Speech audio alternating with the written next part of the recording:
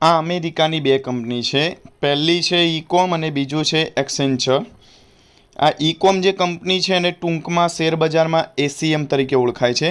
તે અમેરિકાની કંપની છે અને આ ઈકોમ છે એ એન્જિનિયરિંગ, ઇન્ફ્રાસ્ટ્રક્ચર અને કન્સ્ટ્રક્શનમાં છે. એટલે કે રોડ, બ્રિજ, એરપોર્ટ, મેટ્રો જેવી મોટી પ્રોજેક્ટ્સ પર કામ કરે છે. અને આ છે એક્સેન્ચર, એ શેરબજારમાં તેને ટૂંકમાં એસીએન તરીકે ઓળખાય છે અને તેનું મુખ્ય મથક છે એ આયર્લેન્ડના ડબલિનમાં, પરંતુ આમ મોટા ભાગનું તે અમેરિકામાં તેનો બિઝનેસ છે અને તે શેર માર્કેટમાં અમેરિકામાં તે બજારમાં ટ્રેડ થાય છે. અને તેનું ક્ષેત્ર છે મુખ્યત્વે આઈટી સોફ્ટવેર, એઆઈ કન્સલ્ટિંગ અને ડિજિટલ સર્વિસમાં તે કામ કરે છે. હવે એક ભાઈએ જે ટ્રેડર છે એટલે કે શેર માર્કેટમાં તે રોજ રમતો હોય છે, તો એ વ્યક્તિએ એસીએમ એટલે કે ઈકોમના તેને પુટ ખરીદવાના હતા.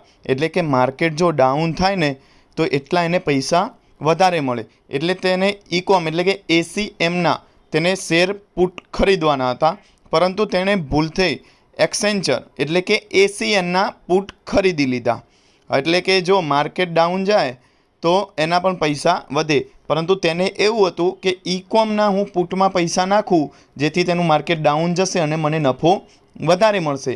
પરંતુ આ વ્યક્તિએ ભૂલથી એસીએનના એટલે કે એક્સટેન્શનના તેણે શેર ખરીદી લીધા. પરંતુ એ દિવસે એવું થાય છે કે એ ખૂબ જ નીચો જતો રહે છે અને આ વ્યક્તિને 3000% નફો થાય છે.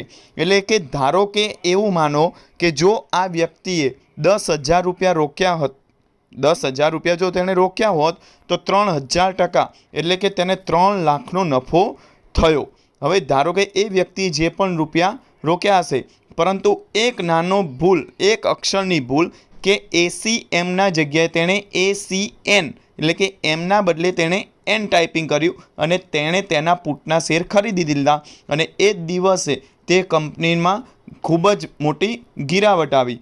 એટલે તે નીચું ગયું બજાર અને તેણે પુટ લીધા હતા તો તેને ખૂબ જ મોટો નફો થયો. એટલે આને કહેવાય નસીબ.